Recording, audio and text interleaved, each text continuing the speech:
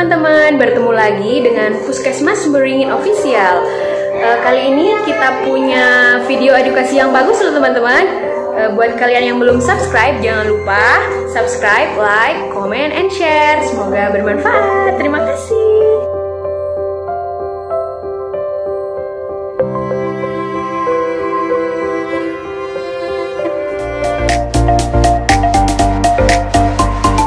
Assalamualaikum warahmatullahi wabarakatuh. Salam sejahtera untuk kita semua. Jumpa kembali di channel khusus kesehatan Ngobrol Sehat bersama Profesor Del Fitri Munir. Sahabat sehat sekalian, pada episode kali ini kita akan membahas mengenai dampak alkohol kepada sistem reproduksi kaum ibu-ibu. Kita akan bahas secara mendalam bersama pakarnya, Dr. Ikhwanul Adnin, SPOG Konsultan. Pada episode kali ini kita akan membahas sedikit mengenai isu yang lagi berkembang sekarang ya, yaitu kebiasaan mengkonsumsi alkohol. Silakan, Dr. Ino. Ya, makasih Prof. Jadi kalau kita pikir-pikir, kita berbicara mengenai efek reproduksi pada alkohol. Sebenarnya kalau di reproduksi Prof, dia dua-dua Prof. Jadi dia juga terganggu pada yang laki-laki, juga pada yang wanita. Kebetulan saya di Objin, ya kita ceritanya wanita. Tapi kalau untuk couple Prof, untuk pasangan itu kita harus melihat keduanya Prof. Jadi misalnya ya kita kalau kita berbicara mengenai reproduksi, kalau laki-lakinya nggak bisa berhubungan kan termasuk suatu gangguan reproduksi. Jadi gangguan reproduksi ini kita bagi atas gangguan reproduksi pada laki-laki dan perempuan Prof. Walaupun yang perempuannya mungkin lebih bagian saya gitu. Cuman bagian laki-lakinya mungkin bisa kita jelaskan juga Prof. Jadi kalau saya bisa ceritakan bahwa kan kita di sini ada sistem reproduksi ini kan dikontrol oleh seimbangan aksis hipotalamus dan hipofisa. Nah ini reproduksi ini dia ada pria dan wanita dan terdiri dari alat reproduksi dalam dan luar dan sebagainya. Jadi kalau misalnya kalau laki-laki itu dikontrol oleh ya hormon kan banyak ya Prof. Tapi yang laki-laki kan biasanya testosteron. Kalau yang pria wanita itu hormon estrogen. Jadi sekarang masalah alkohol ya Prof, kita cerita alkohol ya. Kalau di sini saya ada baca bahwa tingginya konsumsi alkohol itu pada sekitar 18% katanya Prof, di 18 sampai 44 tahun. Sementara kalau kelebihan ini tentu kita semua sudah tahu akan mempengaruhi sistem organ tubuh sehingga berdampak negatif ya, terutama pada sistem reproduksi yang menyebabkan gangguan infertilitas, gangguan hormon dan kelainan seksual lain Prof. Jadi karena kita reproduksi, fungsi seksual juga kita bicarakan. Gitu, Prof. Silakan.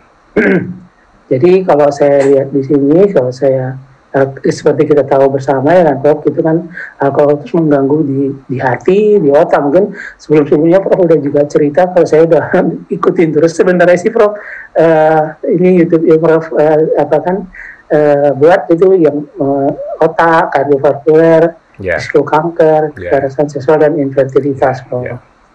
Jadi kalau misalnya kita mulai ada alkohol pada wanita dan pria itu mulai-mulai dia kan toleransi ya bisa kalau saya bicara ini, tapi karena terus dia minum akhirnya dia berdampak negatif lah. Karena dia berdampak negatif itu dia benar menurunkan kadar testosteron, FSH dan LH, dimana ini kan bisa menyebabkan itu yang seperti saya sebutkan tadi, fungsi seksualnya bisa terganggu Prof. Jadi memang itu. Jadi kita di sini ya saya sebagai dokter kebidanan juga menangani ini Prof, infertilitas kan Prof. Jadi itu dua-dua datang Prof sama saya, laki dan perempuan. Kami biasanya memang selalu tanya itu, apakah bapak ada minum alkohol, apakah bapak ada merokok gitu kan. Memang perlu, karena fungsi reproduksi pria itu kok, itu memang kita bisa terganggu sama alkohol itu. Seperti apa gangguannya, Dr. Rinal? Dia bisa mengganggu fungsi hipotalamus hipofisa, yang rutin kan, manusia kan biar laki biar perempuan kan sama, Prof. Apa efeknya? Jadi ada fungsi hipofisa, hipotalamus hipofisa sama organnya, target organnya.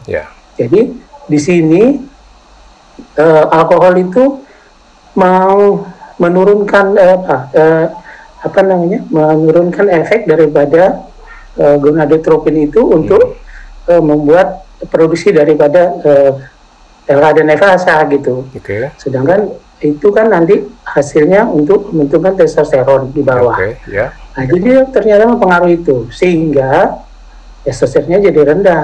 Testosteron jadi rendah. Jadi rendah kan, jadi kurang pada laki-laki. Itu efeknya produksi spermanya berkurang.